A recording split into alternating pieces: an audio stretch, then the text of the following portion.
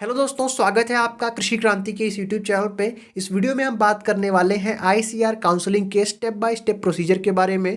आज से लेके कॉलेज मिलने तक की जितनी भी प्रोसेस है इस वीडियो में हम डिस्कस करने वाले हैं, तो इस वीडियो को अंत तक ज़रूर देखें। सबसे पहले आपको ध्यान में रखना है आईसीआर काउंसलिंग की ऑफिशियल वेबसाइट, जिसपे आपको सभी चीज़ें मिलने वाली हैं और आपको स्टेप्स कंप्लीट करने हैं। ICRexam.net यही वेबसाइट आपको ध्यान में रखनी है, अपने मोबाइल पे सेव करके रखना है। अब यहाँ से आपके पास एक स्कोर कार्ड है। इसके बाद ICRexam.net पे आपका एक रैंक कार्ड रिलीज होगा। तब आपको पता चलेगा कि हाँ, मेरा रैंक कितना है ICRUG में या ICRPG में या PhD में। इस रैंक के बेसिस पे अब मेरी काउंसलिंग होने वाली है। यहाँ से अगला स्टेप है आपका रैंक कार्ड। रैंक कार्ड के बाद आपका एक काउंसलिंग शेड्यूल ICRexam.net पे जारी होगा कि हाँ, इस रजिस्ट्रेशन डेट तक आपको रजिस्ट्रेशन कंप्लीट कर लेना है, चॉइस फिलिंग कर लेना है। काउंसलिंग का शेड्यूल ऑफिशियल वेबसाइट पे अपलोड किया जाता है। आईसीआर काउंसलिंग के लिए 500 रुपये आपको पे करना होता है पोर्टल पे, और उसके बाद आपको ऑप्शन मिलता है चॉइस फिलिंग का। चॉइस फिलिंग क्या होती है?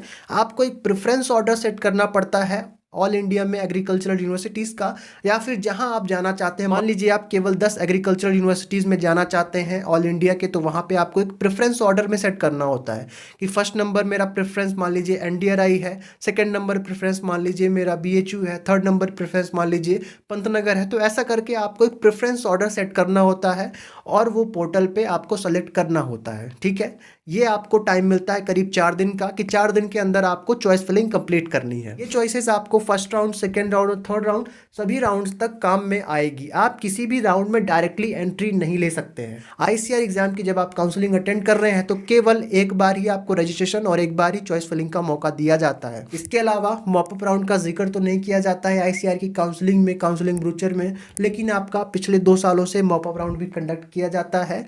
जब 3 राउंड खत्म हो जाते हैं उसमें फ्रेश एंट्री अलाउ होती है। आप वापस से रजिस्ट्रेशन कर सकते हैं, वापस से चॉइस फिलिंग कर सकते हैं। मॉपअप राउंड में वही एलिजिबल होता है जिसको फर्स्ट, सेकेंड और थर्ड राउंड में कोई भी कॉलेज अलॉट ना हुआ हो, या फिर उसने फ़ी पेमेंट ना किया हो, या फिर डॉक्यूमेंट्स का वेरिफिकेशन ना करवाया हो।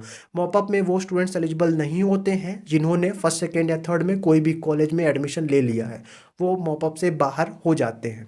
मॉपअप की एक्स्ट्रा कोई फीस अभी नहीं ली जाती है।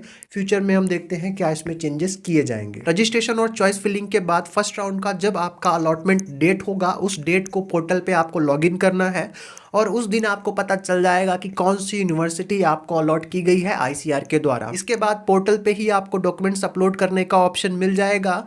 जो भी यूनिवर्सिटी आपको अलॉट हुई है वो आपके डॉक्यूमेंट्स को वेरीफाई करेगी। डॉक्यूमेंट्स अपलोड करने के 24 आवर्स बाद आपको पोर्टल को चेक करते रहना है। जैसे ही आपके डॉक्यूमेंट्स वेरीफाई हो जाएंगे तो आपको पोर्टल पे ही सीट एक्सेप्टेंस फीस भरने का ऑप्शन आ जाएगा।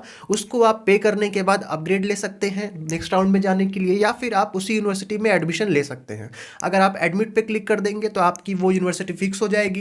देन उसके बाद यहाँ पे आईसीआर काउंसलिंग के लिए आपकी प्रोसेस कंप्लीट हो जाती है। अगर आप अपग्रेड के लिए चूज करते हैं तो नेक्स्ट राउंड में आप एलिजिबल हो जाएंगे, और नेक्स्ट राउंड में आपको वापस से डॉक्यूमेंट्स वेरीफाई करने की जरूरत नहीं है, वापस से फीस पे करने की जरूरत नहीं। मान लीजिए किसी को फर्स्ट राउंड में अलॉट नहीं होता है तो सेकेंड राउंड में यही प्रोसेस कंप्लीट करनी है, अपने डॉक्यूमेंट्स को अपलोड करना है पोर्टल पे और सीट एक्सेप्टेंस फीस भरनी है। अगर आपको फर्स्ट राउंड में कोई यूनिवर्सिटी अलॉट हो चुकी है और आप अपग्रेड करना चाहते हैं नेक्स्ट राउंड के लिए, तो कोई भी एक्स्ट्रा पैसा आपको नहीं देना है, वापस से डॉक्यूमेंट वेरिफिकेशन करने की कोई भी जरूरत नहीं होती। जैसे ही आप अपना सीट एक्सेप्टेंस फीस भरेंगे पोर्टल पे 10,000 रुपीज, तो आपकी वो सीट सिक्योर हो जाएगी। आपको पोर्टल पे ही एक एडमिशन लेटर मिल जाएगा, उसको आप डाउनलोड करके संभाल के रख सकते हैं।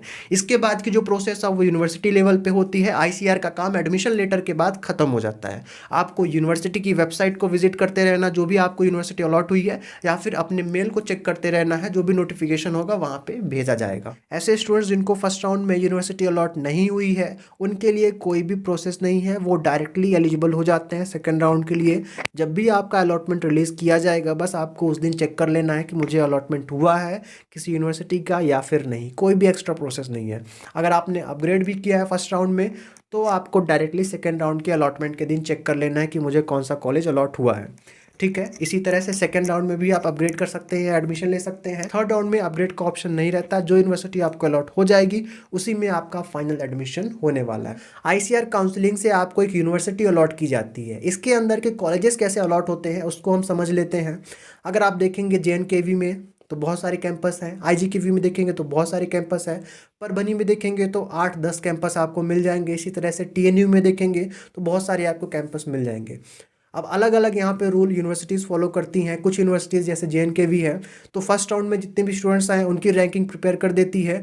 अब स्टूडेंट्स से पूछते हैं कि कौन सा कैंपस आपको चाहिए, तो मोस्टली जो फर्स्ट राउंड में JNKV में पहुँच गया उसको जबलपुर अलॉट कर देते हैं। सेकेंड राउंड में अगर आप जा रहे हैं JNKV तो आपको मेन कैंपस मिलने की पॉसिबिलिटी बहुत कम हो जाती है। ICAR UG के लिए मैं बात कर रहा हूँ। इसके अलावा एक और प्रोसीजर फॉलो की जाती है कि जितने स्टूडेंट्स फर्स्ट सेकेंड और थर्ड राउंड में एडमिट हो रहे हैं उन सभी की एक कंबाइंड मेरिट लिस्ट बनाई जाती है यूनिवर्सिटी लेवल पे। फिर उनको ऑप्शन दिया जाता है कि आप कौन से कैंपस में जाना चाहते हैं। जैसे OUAT में क्या होता है कि जितने भी स्टूडेंट्स फर्स्ट सेकेंड और थर्ड राउंड में आ रहे हैं वहाँ पे सबकी एक कंबाइंड मेरिट लिस्ट बनाई जाती है। देन उसके बाद उनको कैंपस अलॉट किया जाता है। तो ये मुझे ज़्यादा सही लगता है। बहुत सारे सवाल मुझे मिले ICAR की पेड काउंसलिंग गाइडेंस के बारे में, क्या होता है, इसमें हमें क्या मिलने वाला है और इसका प्राइस कितना है। तो मैं आपको बता दूं, पेड काउंसलिंग का मतलब ये बिल्कुल भी नहीं है कि मैं यूट्यूब पे वीडियोस बनाना छोड़ दूंगा या फिर आपको कुछ भी बताना छोड़ दूंगा या फिर आपको रिप्लाई करना छोड़ दूंगा। ये बिल्कुल भी नहीं है, तो आप इसको इस तरीके से ना देखें, ठीक है। जो स्टूडेंट्स अफोर्ड कर सकते हैं उनके लिए है। जिन स्टूडेंट्स को ज़्यादा कन्फ्यूज़न होते हैं या फिर उनको गाइडेंस की सच में ज़रूरत है, उनके परिवार में या आसपास कोई भी इस फील्ड से रिलेटेड नहीं है, कोई भी उनको छोटी से छोटी जानकारी पता करनी हो तो बहुत ज़्यादा कन्फ्यूज़न होता है, उन स्टूडेंट्स के लिए बहुत ज़्यादा बेनिफिट है पर्सनल गाइडेंस प्रोग्राम, ठीक है। तो मेनली मैंने इसीलिए लास्ट ईयर से स्टार्ट किया था कि हाँ चलो, जिनको सच में ज़रूरत है इस चीज़ की उन तक ये चीज़ पहुंच जाएगी। मुझे इतनी पब्लिसिटी करने की ज़रूरत ही नहीं पड़ेगी कि हाँ पेड काउंसलिंग करवाओ, इसमें आपको सीट मिल जाएगी, फलाना ढिमकाना। अगर आपको ज़रूरत है तो आप ऑटोमेटिकली मेरे पास आ जाओगे। अभी तक मैंने एक भी बार पेड काउंसलिंग का नाम नहीं लिया और ऑलरेडी 50 से ज़्यादा स्टूडेंट्स इसमें रजिस्टर हो चुके हैं। पेड काउंसलिंग में होता क्या है एग्जैक्टली, आपकी काउंसलिंग स्टार्ट होने से लेके एंड होने तक जितने भी आपके मन में क्वेश्चन, डाउट्स, कन्फ्यूज़न आ रहे हैं, जहाँ पे भी आप फंसोगे तो पेड काउंसलिंग आपके काम आएगी। सिंपल, एक वर्ड में मैंने आपको बता दिया। इसके बाद अगर आप ट्रस्ट कर रहे हैं तो बिल्कुल आपका स्वागत है, अदरवाइज़ यूट्यूब पे तो कंटिन्यूसली वीडियोस आपके अपलोड होते ही रहेंगे। लास्ट ईयर मैंने इसको नॉन रिफंडेबल रखा था, इस साल मैंने इसको रिफंडेबल रखा है। क्यों रखा है? अगर आपको सीट अलॉट हो जाती है तो ICAR की एक हफ्ते की स्कॉलरशिप अगर आप लगा दोगे तो आपकी ये प्राइस कवर हो जाएगी, ठीक है। इतना ही रखा गया है। अगर आपको सीट अलॉट नहीं होती है तो 400 रुपये आपको वापस कर दिए जाएंगे, बाकी जो पैसा है वो इसमें प्रोसेसिंग फीस में लग जाएगा। काउंसलिंग गाइडेंस प्रोग्राम में रजिस्टर करने की प्रोसेस बहुत ही सिंपल है। डिस्क्रिप्शन आप चेक करेंगे तो पहली लिंक आपको मिल जाएगी गूगल फॉर्म की, उसमें अपना डिटेल फिल करें। एक QR कोड आपको मिलेगा, गूगल पे से आप उसको स्कैन करें और डायरेक्टली आप उसमें पेमेंट कर सकते हैं। और उसके बाद जैसे ही आप लास्ट तक फॉर्म भरते जाएंगे उस पर आपको एक लिंक मिल जाएगी व्हाट्सएप की, आप उस पर मैसेज करके डायरेक्टली अपना स्क्रीनशॉट भेज सकते हैं पेमेंट का। और उसके बाद आप 1-to-1 इंटरेक्शन के माध्यम से जुड़ सकते हैं आगे की जितनी भी प्रोसेस होगी उसके लिए। दोस्तों इस वीडियो में इतना ही। आशा करता हूँ आपको ये वीडियो जरूर पसंद आया होगा। पसंद आया तो इस वीडियो को लाइक जरूर करें, अपने दोस्तों तक इस वीडियो को शेयर, चैनल पे नए हैं तो सब्सक्राइब जरूर करें और ऑल नोटिफिकेशन सेलेक्ट करें जिससे कोई भी वीडियो आपसे मिस ना हो। टेलीग्राम चैनल पे भी जरूर जुड़ें क्योंकि जितने भी नोटिफिकेशन आते हैं उनके PDFs आप वहां से डाउनलोड कर सकते हैं। मिलता हूं मैं आपको किसी नए वीडियो में नए अपडेट के साथ। तब तक स्वस्थ रहें, मस्त रहें, देखते रहें कृषि क्रांति यूट्यूब चैनल सचित आनंद के साथ। बहुत बहुत धन्यवाद।